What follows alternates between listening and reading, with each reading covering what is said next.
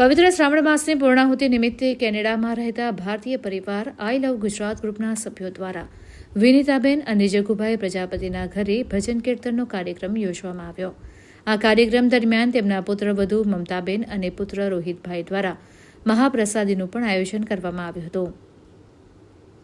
આ પ્રસંગે આઈ લવ ગુજરાત પરિવારના સભ્યો ઉપરાંત પરિવારના અન્ય સભ્યો પણ ધાર્મિક કાર્યક્રમમાં ઉપસ્થિત રહ્યા હતા અને ધાર્મિક કાર્યક્રમની સાથે આનંદની લાગણી પણ વ્યાપી ગઈ હતી.